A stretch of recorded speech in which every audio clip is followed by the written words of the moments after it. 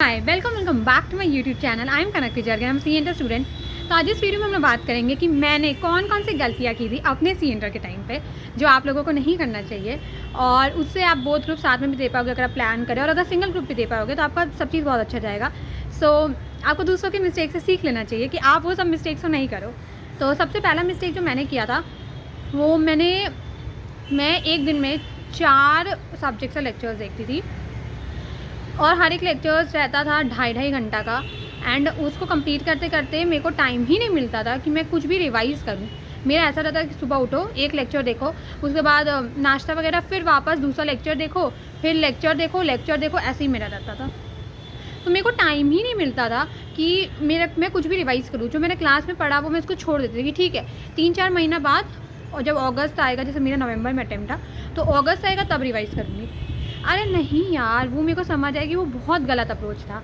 आप जब पढ़ रहे हो, जैसे आपने आज क्लास देखा अमालगमेशन का, अकाउंट्स का, तो आपने उसमें सर ने मान लो 3-4 कॉन्सेप्ट्स ही कराए, तो पहले आप उसको कर लो, ठीक है, वो सब उसको रिवाइज़ करो, और फिर उसके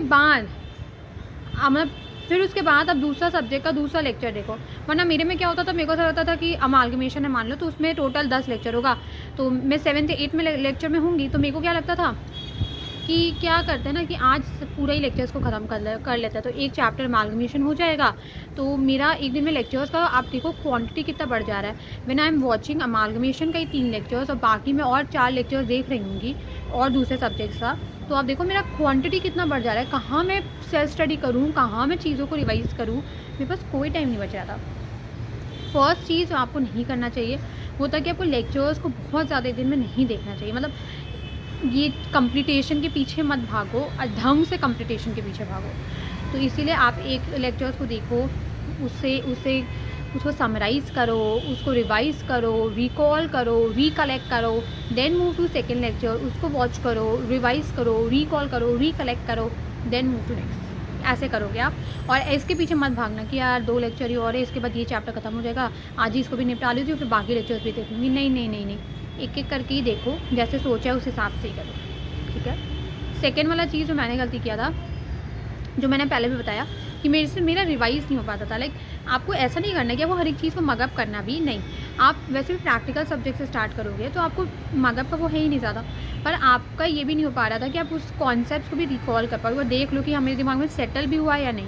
क्योंकि आप देखो, जब आप अभी पढ़ रहे हो फरवरी में, आप इसको अगस्त में जाके जब रिवाइज़ करोगे ना, तो वो इतना क्यूओस क्रिएट कर देता है कि आपको कुछ याद ही नहीं आएगा। आपको लगेगा मैंने पढ़ा ही क्या था, कुछ याद ही नहीं आ रहा, आप उसी से डीमोटिवेट हो जाओगे।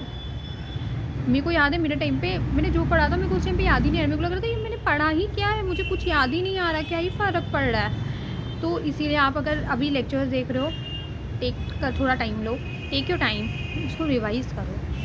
रिवाइज़ का मतलब ये नहीं कि आप उसको मगअप करने बैठ जाओ। रिवाइज़ का मतलब है कि आप देखो इस कॉन्सेप्ट में क्या है, उस कॉन्सेप्ट में क्या है, क्वेश्चन में किस हिसाब से अप्लाई हुआ है, ये एडजस्टमेंट कैसे होता है, इस एडजस्टमेंट का क्या स्पेशलिटी है, ये क्यों ट्रिकी है, उस ट्रिकी एडजस्टमेंट्स को मार्क करो कि आप नेक्स्ट टाइम अगर वो वाला जो चैप्टर है या वो क्वेश्चन है उसको करो तो आपका ध्यान सिर्फ उस एडजस्टमेंट्स में जाए। जो इजी पॉइंट्स है उसमें ध्यान नहीं जाए कि आपका टाइम वेस्ट हो जाए, ठीक है, क्योंकि टाइम सबसे ज़्यादा प्रेशियस है। फिर उसके बाद जो थर्ड चीज़ मैंने किया था वो मैंने चीज़ों को समराइज़ नहीं किया था। जैसे मान लो आप एक चीज़ आप कर रहे हो अभी, तो उसको आप कोशिश करो कि आप उसको बहुत ज़्यादा समराइज़ कर सको, कि आप उधर जाके 7 दिन के अंदर फर्स्ट रिविज़न में रिवाइज़ कर पाओ, फिर उसके बाद सेकंड रिवीजन के अंदर आप 4 दिन में रिवाइज़ कर पाओ, और थर्ड रिवीजन के अंदर आप 3 दिन पर रिवाइज़ कर पाओ, और एग्ज़ाम से पहले 1.5 दिन में रिवाइज़ कर पाओ। जब मैं 7, 4 और 3 का हिसाब दे रही हूँ, तो I use to study 1 subject a day, उस हिसाब से मैं बोल रही हूँ, ठीक है। तो आप देखो कि आप उसको उस हिसाब पे पढ़ पा रहे हो नहीं, क्योंकि मेरे में ऐसा हो गया था, मेरा जीएसटी जब मैं पढ़ी थी मेरा बिल्कुल समराइज़ नहीं था। मेरा डीटी था पर मेरा जीएसटी बिल्कुल समराइज नहीं था, बिल्कुल भी नहीं। So when it was not summarise, it was very very difficult for me to recall at that time और to recollect anything which I have studied. मेरे को ये होता था कि यार मैं क्या पढ़ूँ, मुझे याद ही नहीं आ रहा। मेरे को चीज़ों को उस टाइम पे समराइज़ करना पड़ रहा था, तो उस टाइम पे 7 दिन पे मेरा रिवीजन नहीं हो पा रहा था, क्योंकि मेरे को उस टाइम पे सब चीज़ को समराइज़ करना पड़ रहा था।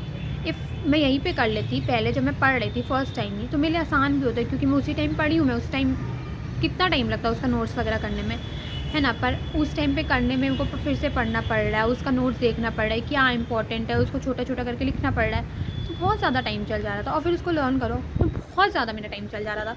सो ये गलतियाँ मत करो, मत करना, बिल्कुल मत करना। अभी जब पढ़ रहे हो तो ही रिवाइज़ करते हुए चलो, तो ही शॉर्ट नोट्स बनाते हुए चलो। आप ये देखो कि आप जो पढ़ रहे हो ना वो 1.5 दिन के लिए पढ़ रहे हो, तो उसको इतना समराइज़ करते हुए चलो, मतलब अभी से करते हुए चलोगे ना तब जाके वो उतना समराइज़ हो पाएगा।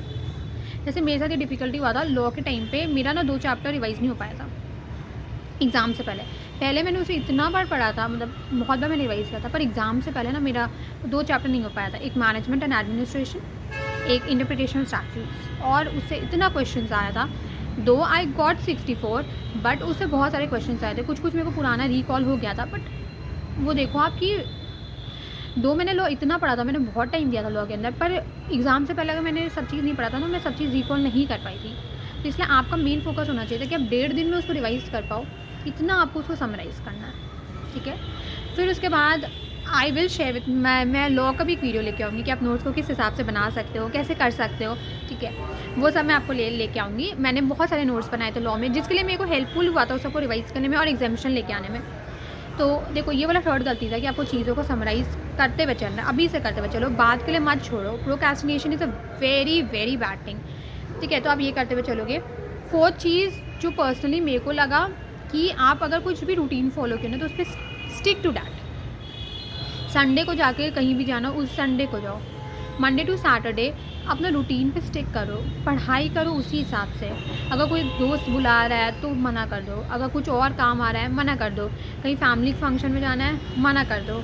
आपका पढ़ाई आपका फर्स्ट प्रायोरिटी होना चाहिए, क्योंकि जब आप इधर उधर जाते रहते हो ना तो फिर आपका क्या होता है ना, बैकलॉग क्रिएट होने लगता है। वंस आपका बहुत ज़्यादा बैकलॉग क्रिएट हो जाएगा, उसको कवर करना ही बहुत मुश्किल हो जाएगा। आपको उधर ही लगने लगेगा कि यार इतना हो गया, अब मैं कैसे करूँगी, मैं कैसे करूँगा, ये वाला फेज़ आ जाएगा। तो इसीलिए आपको ये करना ही नहीं है। डिस्ट्रैक्शंस को आप अभी से कंट्रोल में करके चलो। जैसे अभी आपका पढ़ने का टाइम है, सिर्फ पढ़ाई करो यार, कोई भी बुला ले चाहे वो कुछ भी हो, आपको मना कर देना, नहीं मैं नहीं आने वाला, ठीक है। ये और सबसे इम्पॉर्टेंट है कि आप डिस्ट्रैक्शंस को मतलब फ़ोन का डिस्ट्रैक्शन, जैसे कि इंस्टाग्राम का रील्स वगैरह ये सब, मतलब ऐसे ब्रेक लो और उसमें ये सब स्क्रॉल करने मत बैठ जाना कि आप सोचोगे 15 मिनट स्क्रॉल करूँगा और आप पूरा 1-1.5 घंटा तक यही सब करते रह गए। तो ये सब मत करो, ठीक है। फ़ोन भी अगर देखना तो उसके लिए टाइम अलॉट करो कि पहले मैं पूरा दिन पढ़ाई करूँगा, उसके बाद मैं अपने आप को एक रिवॉर्ड देने के लिए फ़ोन देखूँगा, ऐसे करो, ठीक है।